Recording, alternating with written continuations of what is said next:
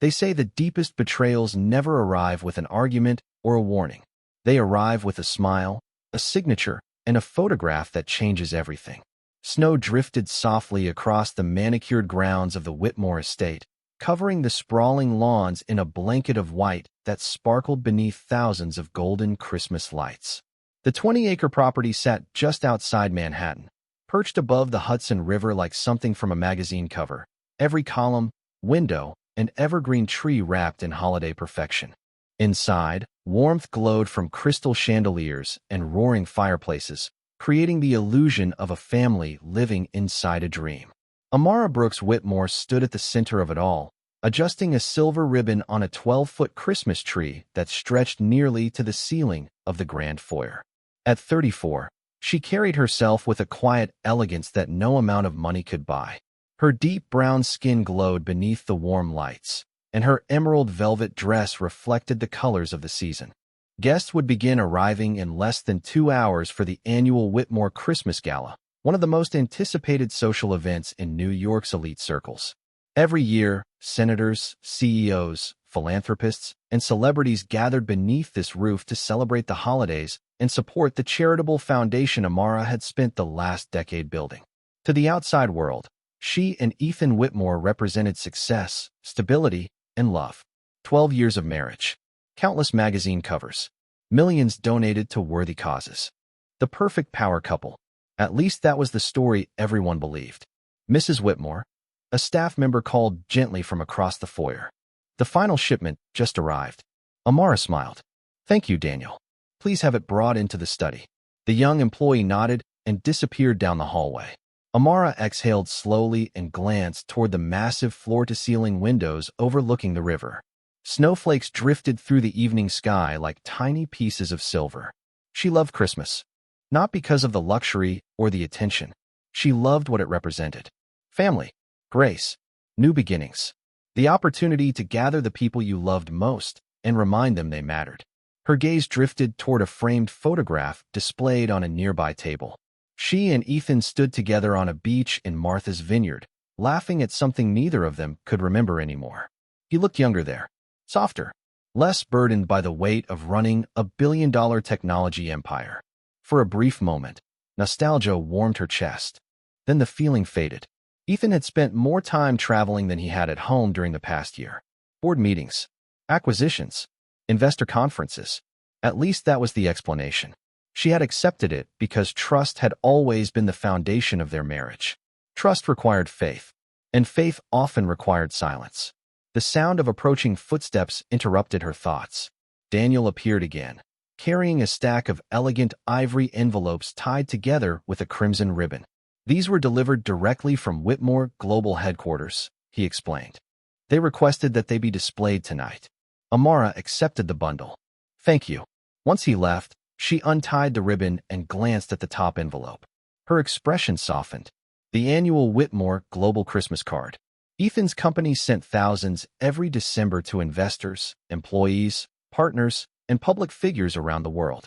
Usually, Ethan asked for her approval before the final design went out.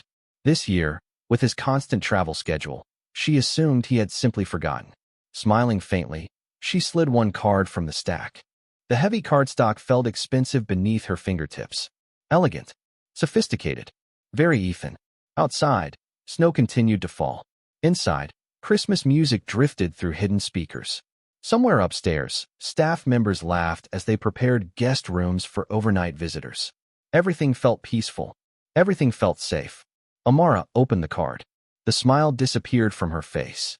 For several seconds, she didn't move, didn't blink, didn't breathe. The world seemed to narrow into a single frozen moment. On the glossy photograph beneath the embossed holiday greeting stood Ethan Whitmore. His arm rested comfortably around a woman wearing a white winter coat. Both of them smiled directly at the camera. The woman wasn't Amara. It was Vanessa Clark, Ethan's public relations director. Beneath the photograph, elegant gold lettering shimmered beneath the chandelier light. From our family to yours. Silence settled around her. Not dramatic silence. Not the kind found in movies. The kind that arrives when reality quietly slips out of place. Amara stared at the image. At Ethan's familiar smile. At Vanessa standing where a wife should have been standing. At a message that had already been mailed across America. Her fingers tightened slightly around the card. No tears came. No anger surfaced. Only stillness. The fireplace crackled softly in the distance. Snow continued falling beyond the windows. Somewhere inside the house, a clock chimed 6 times. Christmas had arrived exactly as planned. But in that single moment, Amara understood something that would change the course of her life forever. The photograph wasn't the betrayal. The photograph was simply the first time it had stepped into the light. Amara remained standing in the foyer long after the card had slipped closed in her hands. Around her, the house continued breathing with the rhythm of the holidays. Staff members crossed hallways carrying trays of champagne flutes. A florist adjusted white roses near the staircase. Somewhere in the distance, a pianist rehearsed Christmas classics that floated softly through hidden speakers. Nothing had changed, and yet everything had. She lowered her eyes to the card once more. Vanessa Clark's smile seemed effortless, confident, almost familiar. Amara knew that smile. She had seen it during company galas, charity fundraisers, and executive dinners. Vanessa had always been polished, ambitious, and exceptionally good at making people feel important. Ethan often praised her professionalism. More than once he had called her indispensable. Amara remembered every conversation now, every business trip, every last-minute meeting, every explanation that had once sounded reasonable. The pieces did not crash together. They settled quietly into place. That was what frightened her most. The realization felt less like a surprise and more like the answer to a question she had been unconsciously asking for months. A cold breeze brushed against the foyer windows. Outside, snow continued to gather across the estate. Inside, the glow of Christmas lights reflected against marble floors polished to perfection. Amara carefully returned the card to its envelope. Her hands were steady. She expected anger. She expected heartbreak. Instead, she felt clarity. The kind that arrives when denial finally runs out of places to hide. Her phone vibrated softly. Ethan's name appeared on the screen. For a moment, she simply stared at it. Then she answered. Hello. His familiar voice filled the line. Warm, relaxed, effortlessly charming. How is everything at the house? He asked. The gala is ready. Amara looked toward the towering Christmas tree. Everything is beautiful. Good. He sounded distracted. Airport announcements echoed faintly behind him. My flight landed early. I should be there in about 45 minutes. 45 minutes. She wondered whether Vanessa had traveled with him. The question entered her mind and then quietly left. She did not ask it. Everyone is looking forward to seeing you, she replied. Especially you, Ethan said with a laugh. 12 years together, and he still knew how to sound sincere. I will see you soon. The call ended. Amara lowered the phone slowly. A year ago, his words would have warmed her heart. Tonight, they felt strangely distant, like dialogue from a movie she had watched too many times. As evening settled across the Hudson, luxury cars began arriving at the estate. Headlights curved through falling snow. Valets opened doors beneath golden lights. Women stepped onto the red carpet wrapped in designer coats while men adjusted tuxedos and greeted one another with practiced smiles. The annual gala had begun. Amara moved through the crowd with grace and composure. She welcomed guests, accepted compliments, posed for photographs. No one suspected that a single card hidden inside her study desk had altered the entire evening. If anything, she appeared calmer than usual, more centered, more observant. Across the ballroom, conversations flowed beneath crystal chandeliers. Investors discussed markets. Politicians exchanged introductions. Philanthropists celebrated another successful year. The Whitmore name carried enormous influence, and tonight was meant to showcase everything the family represented. Family. The word lingered in her mind. Family was the phrase printed beneath the photograph. Family was the image sent across the country. Family was the story Ethan had chosen to tell. A sudden stir near the entrance drew attention from across the ballroom. Guests turned instinctively. The room brightened with anticipation. Ethan Whitmore had arrived. Tall and confident in a perfectly tailored black tuxedo, he moved through the crowd with the ease of a man accustomed to admiration. People greeted him immediately. Hands extended. Smiles appeared. Cameras flashed. Ethan thanked donors, embraced old friends, and charmed everyone in sight. The billionaire looked exactly like the man the world believed him to be. Then his eyes found Amara. For a brief moment, the noise around them seemed to fade. He smiled. The same smile from the photograph. The same smile from 1,000 memories. Ethan crossed the ballroom toward her. There she is, he said warmly. The woman who makes all of this possible. He kissed her cheek and slipped an arm gently around her shoulders. To everyone watching, they looked perfect together. A holiday portrait come to life. Amara met his gaze. Calm, elegant, unreadable. Ethan searched her face for a reaction to something he could not possibly know she had already seen. But she offered him nothing. Only a small smile. Only silence. For the first time in 12 years, Amara Brooks Whitmore realized she was looking at her husband and wondering how long he had been living a life she was never meant to see. The gala ended well past midnight, but sleep never visited the Whitmore estate. Long after the final guests departed and the last limousine disappeared beyond the gates, Amara remained awake. The house had fallen silent. Christmas lights still glowed across the property, casting golden reflections against the fresh snow outside. She stood alone in the study overlooking the river, a crystal tumbler of sparkling water untouched beside her. On the desk lay the holiday card. The photograph seemed smaller now, less shocking than it had been hours earlier. The surprise was fading. Understanding was taking its place. Across the hall, Ethan slept peacefully in the master suite. At least he appeared to. Amara had watched him move through the evening with perfect confidence. He laughed with investors, accepted compliments, held conversations with politicians and philanthropists. Not once had he looked worried. Not once had he looked like a man carrying a secret. That detail troubled her most. If there was guilt, he hid it well. If there was remorse, she had not seen it. Amara lowered herself into the leather chair and opened her laptop. The screen illuminated the darkened room. For several moments, she stared at her reflection in the black glass before signing into an old investment account she had not reviewed in months. Numbers appeared. Holdings, trusts, ownership structures. Years ago, before Ethan's company became a household name, Amara had quietly built her own financial portfolio. While magazine articles celebrated Ethan as the visionary behind Whitmore Global, few people knew how much strategic planning had happened behind closed doors. She had never sought recognition. She preferred results. Piece by piece, investment by investment, she had constructed something powerful, something independent, something entirely her own. Tonight she studied the figures with fresh eyes. Not because she needed money, not because she feared the future, because for the first time in years, she was thinking about life beyond Ethan Whitmore. A soft notification appeared in the corner of her screen. An archived email. Vanessa Clark. The date caught her attention. Nearly 11 months earlier. Amara hesitated, then opened it. The message itself was harmless. A planning discussion regarding a company fundraiser. Professional, polite, efficient, nothing unusual. Yet something about it felt different now. She opened another, then another. Patterns slowly emerged. Not evidence, not proof, simply patterns.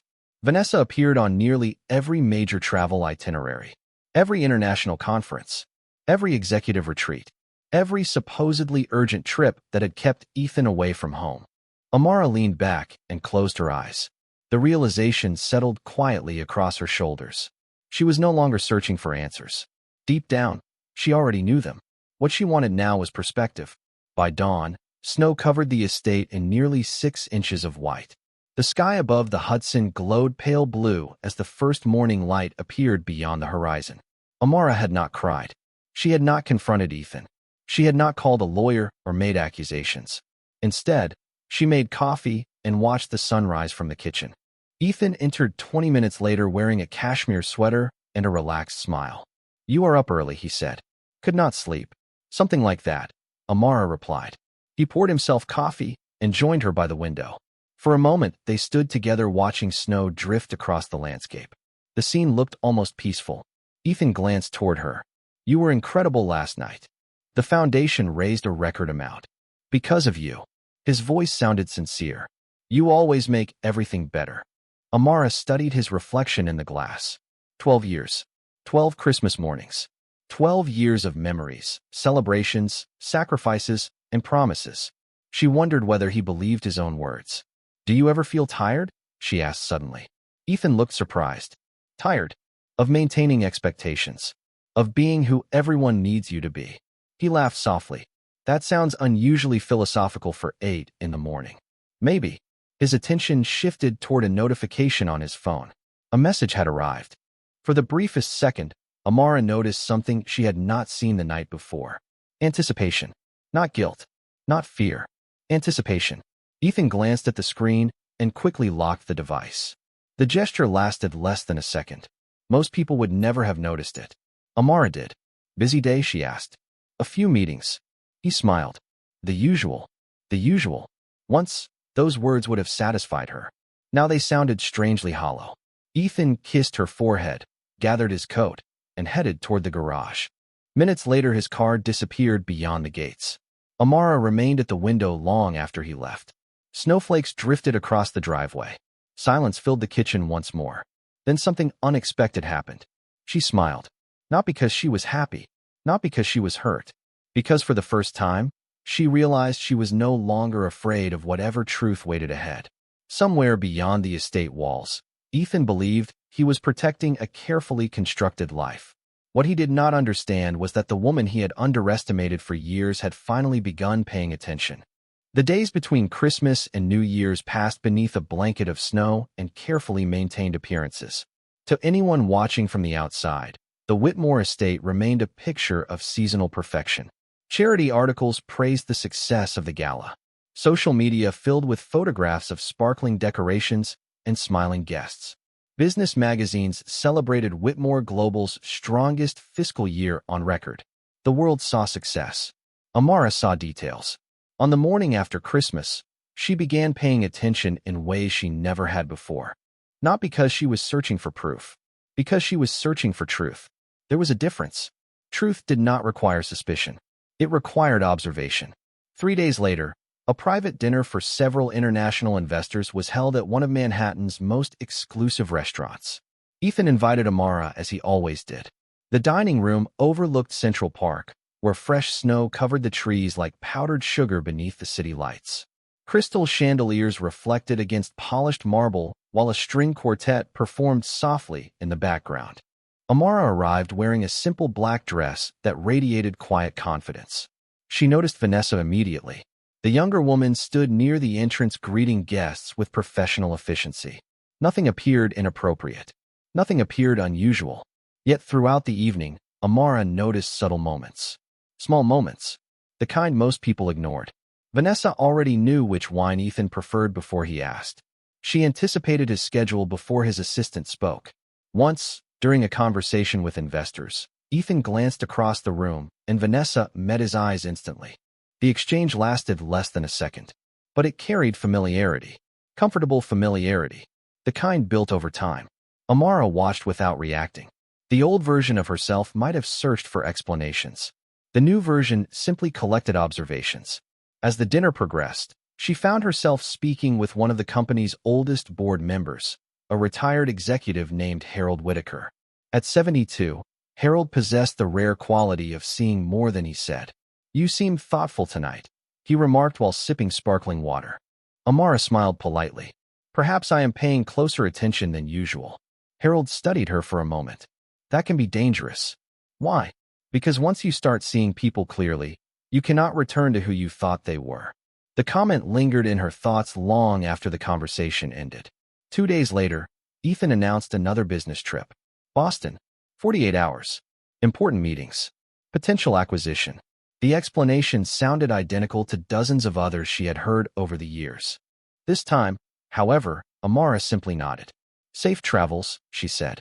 Ethan appeared surprised by the lack of questions. "That is all. Should there be more?" For a brief second, uncertainty crossed his face. Then it vanished behind his usual smile. "No, that is all." After he left, Amara drove into Manhattan. Not to follow him. Not to investigate. She had an appointment of her own. The offices occupied the top floor of a discreet building overlooking Fifth Avenue. The reception area featured floor-to-ceiling windows and modern artwork valued at millions of dollars. Yet very few people knew the company existed. Even fewer knew who owned it. Amara stepped from the elevator and was greeted immediately. "Good afternoon, Ms. Brooks." The use of her maiden name felt strangely refreshing. "Good afternoon, Rebecca." She entered a private conference room where financial reports already waited on the polished walnut table. For nearly 3 hours, Amara reviewed investment summaries, trust structures, and ownership positions accumulated over the past decade. Quiet decisions. Strategic decisions. While Ethan built Whitmore Global into a public empire, Amara had built something far less visible. Something protected. Something powerful. As the meeting concluded, her chief advisor slid a folder across the table. Your voting interests remain secure, he explained. No significant changes. Amara opened the folder. Numbers filled the pages. Ownership percentages. Corporate entities. Assets. Influence. The foundation she had built stood stronger than ever. She closed the folder slowly. Outside the window, Manhattan stretched toward the horizon beneath a pale winter sky. For years she had viewed these resources as insurance. A safety net she hoped never to need. Now she saw them differently. Not as protection, as freedom. Later that evening, as snow began falling once more across the city, Amara returned home alone. The estate felt unusually quiet without Ethan.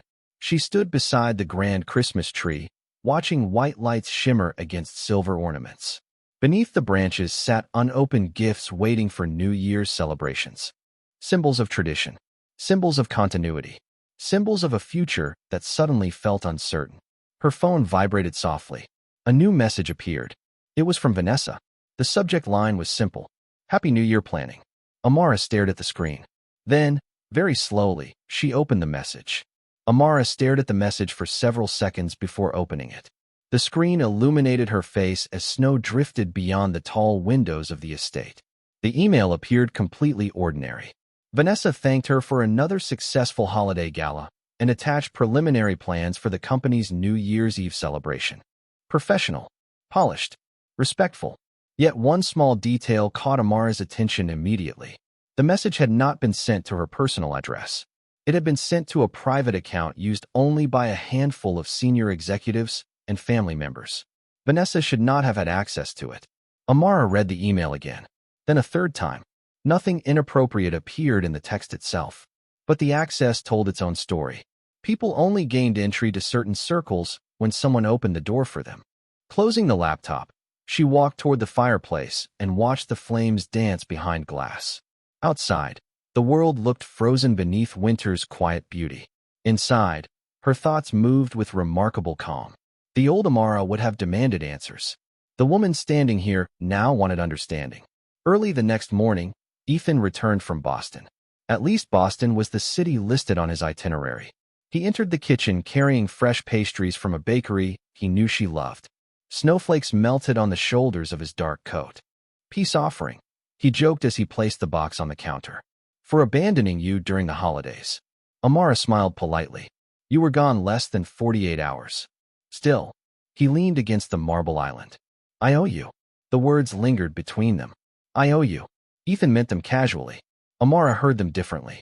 Throughout breakfast, he spoke about meetings, investors, and expansion opportunities.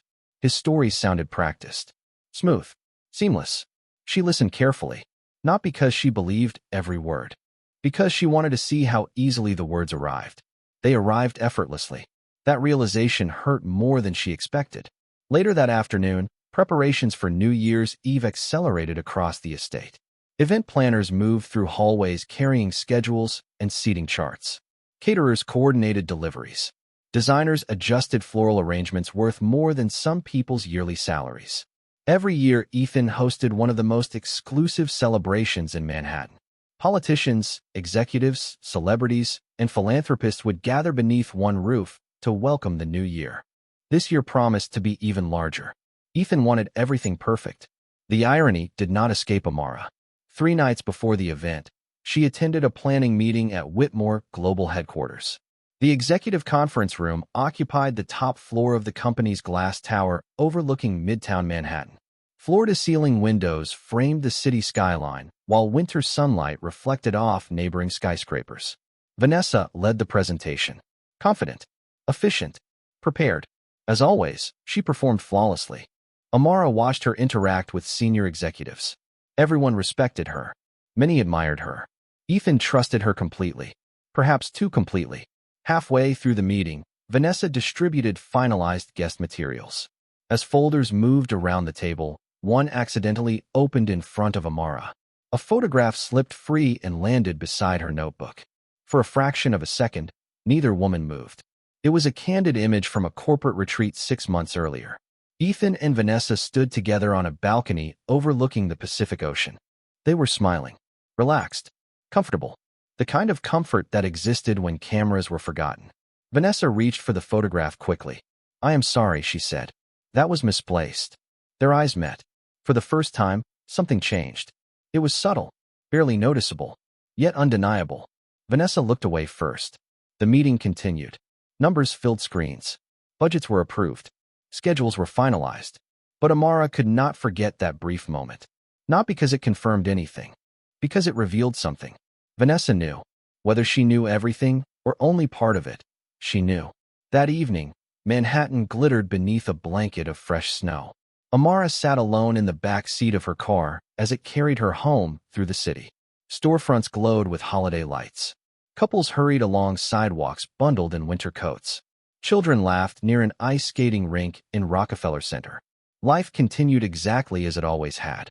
Yet she felt as though she were standing at the edge of a chapter about to close. Her phone vibrated softly. A calendar reminder appeared on the screen. December 31st. 3 days away. New Year's Eve. The countdown had already begun.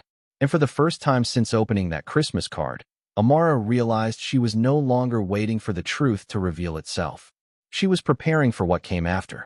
December 31st arrived beneath a sky the color of polished silver. By late afternoon, Manhattan shimmered beneath fresh snowfall, while preparations unfolded across the Whitmore estate with flawless precision. Hundreds of candles illuminated the grand ballroom. Crystal chandeliers cast golden reflections across marble floors. Musicians rehearsed beside towering arrangements of white roses and winter greenery. Every detail had been designed to celebrate beginnings. No one suspected an ending was waiting among the champagne glasses and midnight countdowns. Amara stood before the mirror in her private dressing suite, fastening a pair of diamond earrings she had not worn in years. Her gown was not dramatic. It did not need to be. Black silk flowed elegantly to the floor, timeless and confident. She studied her reflection carefully. The woman staring back at her looked different from the one who had opened that Christmas card only days earlier. Not stronger, not harder, simply clearer. A soft knock sounded at the door. 5 minutes, Mrs. Whitmore, a staff member announced. "Thank you." Once alone again, Amara opened the small leather portfolio resting on the vanity. Inside sat a neatly prepared set of legal documents. No emotional notes, no accusations, no dramatic declarations. Just facts. Clean, precise, final. She closed the portfolio and rose to her feet. Downstairs, luxury vehicles continued arriving beneath falling snow. Senators mingled beside technology founders. Philanthropists exchanged greetings with entertainers and investors. The ballroom glowed with laughter and music. Ethan stood at the center of it all. Confident, charismatic, untouchable. At least that was how it appeared. Throughout the evening, he moved effortlessly through conversations, accepting congratulations and discussing plans for the year ahead. Several guests commented on the success of the holiday gala. Others praised Whitmore Global's growth. More than once, someone referred to Ethan and Amara as an inspiring partnership. Ethan smiled every time. Amara noticed. By 10 o'clock, the celebration had reached full momentum. Glasses sparkled beneath chandelier light. A live orchestra filled the ballroom with elegant music. Beyond the windows, snow drifted across the Hudson River under a blanket of darkness. The estate looked like a scene from a holiday film. Yet beneath the beauty, Amara felt remarkably calm.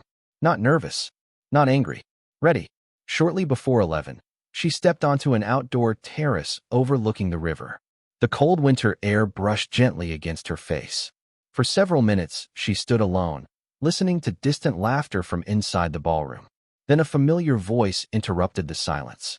"Beautiful view, isn't it?" "Vanessa." Amara turned slowly. Vanessa stood several feet away wrapped in a white coat. Snowflakes settled softly against her dark hair. For a moment, neither woman spoke. The city lights shimmered across the water below. "You have built something remarkable here," Vanessa said quietly. Amara studied her. "We did." Vanessa lowered her eyes. Something resembling discomfort crossed her expression. I suppose you are right. It was an unusual response. Honest. Human. Before either woman could continue, voices from inside announced the beginning of the final hour before midnight. Guests were gathering. Vanessa nodded politely and returned to the ballroom. Amara remained outside for another moment. Then she followed. As 11:50 approached, anticipation filled the estate. Staff distributed champagne. Photographers positioned themselves near the stage. Large screens displayed a digital countdown visible throughout the ballroom. Ethan stood near the center, preparing to deliver his annual New Year's address. Investors gathered nearby. Board members smiled confidently. Everything unfolded exactly as expected. Everything except what came next. At 11:57, Amara crossed the ballroom carrying the leather portfolio. Conversations softened as guests noticed her approaching the stage. Ethan smiled warmly when he saw her. There you are, he said. I was looking for you. Amara smiled back. Calm, elegant, unshaken. She extended the portfolio toward him. I have something for you before midnight. Ethan accepted it without concern. Around them, guests continued laughing and celebrating. No one paid much attention. Why would they? It looked like a simple gift. A final surprise before the new year. Ethan opened the portfolio casually. His smile remained for exactly 3 seconds. Then it disappeared. The color drained from his face. The ballroom noise continued around them. Music played. Glasses clinked. The countdown clock moved steadily toward midnight. Yet for Ethan Whitmore, time seemed to stop. Because staring back at him from the first page was a document he never imagined he would see. A petition for divorce bearing the unmistakable signature of Amara Brooks Whitmore. For several endless seconds, Ethan simply stared at the document. Around him, the celebration continued untouched. Laughter echoed beneath crystal chandeliers. Champagne flowed. The orchestra played softly as guests drifted toward the stage in anticipation of midnight. Yet inside the small space between Ethan and Amara, the world had shifted. What is this? He asked quietly. The confidence that usually defined his voice had vanished. Amara met his gaze without anger, without triumph, without hesitation. Exactly what it looks like. Ethan flipped through the pages. His hands remained controlled, but his eyes betrayed him. Confusion, disbelief, calculation. He was searching for an explanation that would restore order to a situation he no longer understood. This is not funny. It was never meant to be. The countdown clock above the ballroom displayed 3 minutes until midnight. Nearby guests continued gathering around the stage, unaware that one of New York's most admired marriages had already ended. Ethan lowered his voice. Amara, whatever this is, we can discuss it privately. We are discussing it privately. Not here. Why? She asked calmly. Because people might see? The question landed harder than she intended. Ethan looked away. For the first time in years, he appeared uncertain. Across the ballroom, Vanessa stood near a group of executives. Her attention remained fixed on them. Or at least it appeared that way. Amara suspected she was listening to every word she could not hear. Ethan closed the portfolio. You are upset. I understand that. Amara almost smiled. Not because the situation was amusing. Because the statement revealed how little he understood. Do I look upset? Ethan studied her face. No tears. No anger. No raised voice. Nothing he expected.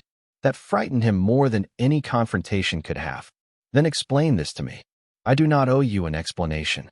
The orchestra stopped playing. A host stepped onto the stage to begin the final countdown ceremony.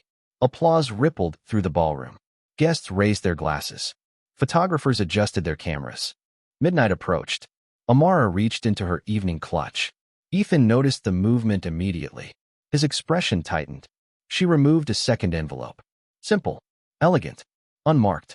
The same envelope she had carried throughout the evening. There is one more thing. Ethan frowned. What is that? She handed it to him. Slowly, deliberately, the way one closes a chapter before opening another. Ethan hesitated before opening the envelope. Inside rested several legal documents and ownership disclosures prepared by one of Manhattan's most respected corporate law firms. As he scanned the first page, the color left his face completely. No, he whispered. That is impossible. Amara said nothing. Ethan turned the pages faster. Then faster still. Every document confirmed the same reality. Through a network of trusts, early-stage investments, and protected ownership structures accumulated over more than a decade, Amara controlled a voting position larger than any individual shareholder in Whitmore Global, including him. The revelation struck harder than the divorce papers. The divorce threatened his marriage. This threatened the assumptions on which he had built his entire life. "You never told me. You never asked." Above them, the giant screens displayed 60 seconds until midnight. Cheers erupted throughout the ballroom. Guests embraced. Champagne glasses sparkled beneath golden light. Yet Ethan barely heard any of it. Memories flashed through his mind. Early investments, funding rounds, financial crises, strategic acquisitions. Moments when unexpected capital had appeared precisely when the company needed it most. Moments he had attributed to luck, timing, or favorable markets. Now he understood. It had been her. All along.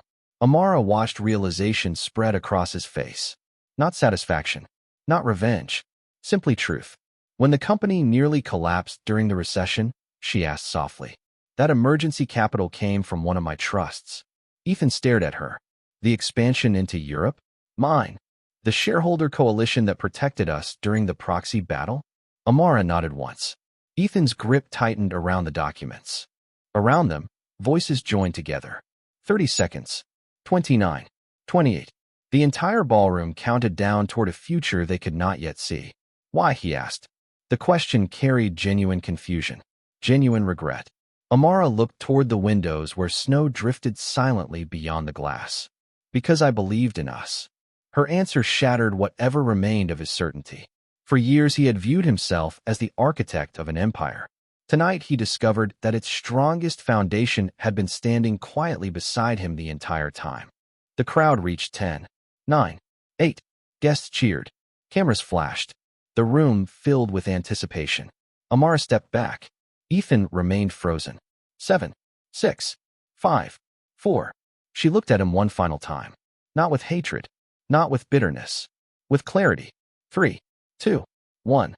Midnight arrived in a burst of applause, music, and celebration. The new year had begun. And for the first time in his life, Ethan Whitmore understood exactly how much he had lost. Winter returned to Manhattan almost exactly 1 year later. Snow drifted across Fifth Avenue while golden lights shimmered in luxury storefront windows. The city looked remarkably similar to the one that had witnessed the end of a marriage 12 months earlier. Yet for Amara Brooks, everything had changed. The grand ballroom of the New York Legacy Foundation overlooked the skyline from 60 stories above the city. Crystal chandeliers glowed against soaring ceilings while hundreds of guests gathered for one of the most prestigious philanthropic galas in the country. Business leaders, innovators, educators, and community advocates filled the room with conversation and anticipation. At the center of it all stood a woman many now described as one of the most influential voices in modern philanthropy. Amara moved through the ballroom with effortless confidence. Her crimson gown reflected the chandelier light like liquid fire, elegant without being extravagant. The color had become symbolic over the past year. Not because it represented revenge, because it represented rebirth. Magazine covers had featured her story. Interviews praised her leadership. Her investment initiatives had funded scholarships, community development programs, and new educational opportunities across the country. The foundation she expanded now touched thousands of lives. More importantly, she had built it on her own terms. No longer introduced as someone's wife. No longer standing in anyone's shadow. Guests approached constantly throughout the evening. Some offered congratulations. Others expressed admiration. A few simply wanted the opportunity to shake her hand. Through it all, Amara remained gracious and composed. Success had changed her circumstances. It had not changed her character. Across the ballroom, cameras flashed as journalists documented the event. One reporter asked a question that had followed her for months. "What was the defining moment of your transformation?" Amara considered the question carefully. Then she smiled. "The moment I stopped asking what I had lost and started focusing on what remained." The answer appeared in newspapers the following morning.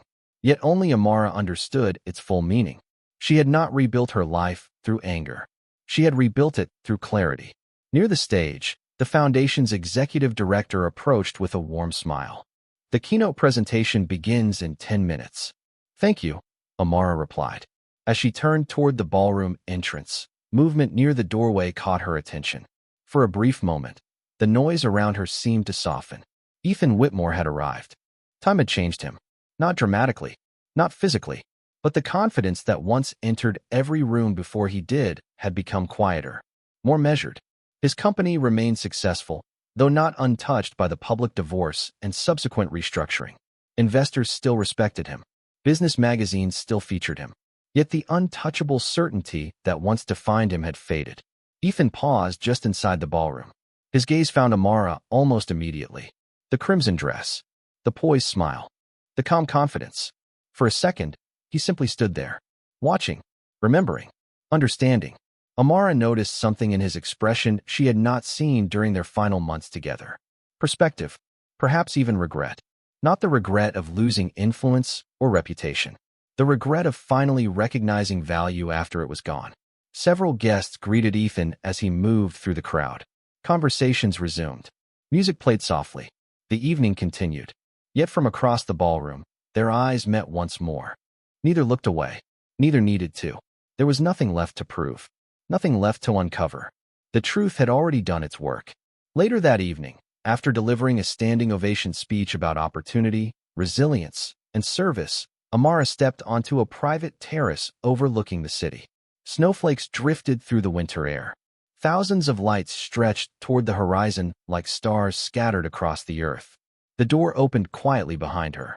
Ethan stepped outside. For a moment, neither spoke. The city filled the silence between them. Finally, Ethan looked toward the skyline. "You were always the strongest person in the room," he said softly. "I was just too arrogant to see it." Amara listened without interruption. Ethan smiled sadly. "I spent years believing I built everything myself." He shook his head. "I understand now how wrong I was." The words hung in the cold night air. Honest. Unfiltered. Long overdue. Amara turned toward the city lights. Snow settled gently against the railing. Sometimes understanding arrives after the opportunity to change the outcome has already passed. Ethan lowered his eyes. He knew she was right. The silence that followed felt different from the silence of a year earlier. It was no longer filled with secrets. It was filled with acceptance. And as the snow continued falling above Manhattan, Amara realized she no longer carried the weight of what had happened. She carried only the freedom of who she had become. The snow continued falling long after Ethan returned inside. Amara remained on the terrace for several more minutes, watching Manhattan glow beneath the winter sky. The city seemed endless from this height, thousands of lights stretching toward the horizon like reminders that life was always moving forward. Somewhere below, taxis crossed busy intersections. Families gathered for dinner. Friends celebrated milestones. New stories began while others quietly reached their final page. For the first time in many years, Amara felt completely at peace. Not because the past had disappeared, not because the pain had never existed, but because it no longer controlled her future. When she finally stepped back into the ballroom, applause erupted from the stage. Another scholarship initiative had just been announced. Students who once believed higher education was impossible would now have opportunities because someone had chosen to invest in their dreams. Amara smiled. This was the work that mattered. This was the legacy she wanted to leave behind. Throughout the remainder of the evening, guests approached to congratulate her. Business leaders requested partnerships. Journalists asked for interviews. Young entrepreneurs thanked her for mentoring programs that had changed their lives. Every conversation reminded her how much purpose could grow from seasons of uncertainty. Across the room, Ethan watched quietly. He no longer tried to interrupt her path. He no longer searched for ways to reclaim what had been lost.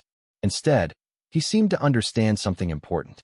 Love could not survive where appreciation was absent. Respect could not survive where honesty was missing. And time, once spent, never offered refunds. Near midnight, the foundation's chairman invited Amara onto the stage one final time. The ballroom fell silent as she approached the podium. Crystal chandeliers reflected in hundreds of attentive eyes. Beyond the windows, snowflakes drifted through the darkness like tiny stars. Amara looked across the audience and paused. Not because she needed notes, because she wanted to remember the moment. "People often ask me what success means," she began. "For a long time, I thought success was about achieving goals, building organizations, or creating opportunities. Those things matter. But I have learned that success is something much simpler. The room listened carefully. Success is waking up every morning knowing that your peace does not depend on someone else's choices. Success is knowing your worth before the world decides to recognize it. Success is having the courage to begin again when life does not go according to plan. The silence that followed felt powerful, genuine, earned. And perhaps most importantly, she continued, success is refusing to let disappointment turn your heart into something smaller than it was meant to be. Applause filled the ballroom. Some guests stood. Others wiped away quiet tears. The words resonated because they were true. Not theoretical, not rehearsed, lived. As the evening concluded, Amara said her goodbyes and made her way toward the exit. Snow covered the city in a fresh layer of white. A driver opened the door of her car, but before stepping inside, she paused and looked back at the building one final time. Through the tall glass windows, she could still see the ballroom glowing with warmth and light. She could also see Ethan standing near the back of the room. Their eyes met across the distance. Neither waved. Neither spoke. They did not need to. Some endings required explanations. Others required acceptance. Ethan lowered his head slightly, a gesture of respect. Amara returned a small smile. Then she stepped into the car. As Manhattan disappeared behind her, she thought about the Christmas card that had once shattered her world. Strange how life worked. The photograph she believed had marked her greatest loss had actually marked her liberation. The betrayal had not destroyed her. The divorce had not diminished her. The truth had not broken her. Instead, each had guided her toward the strongest version of herself. Outside, snow continued falling across the city. Inside, Amara settled comfortably into her seat and looked toward the road ahead. For years, she had spent her life protecting a future she thought she wanted. Now she was free to create one she truly deserved. And somewhere beyond the winter horizon, new possibilities waited beneath a sky filled with promise. Because sometimes the most beautiful chapter of a woman's life begins the moment she realizes she was never meant to remain in the story that hurt her. Sometimes the ending is not an ending at all. Sometimes it is the beginning of everything.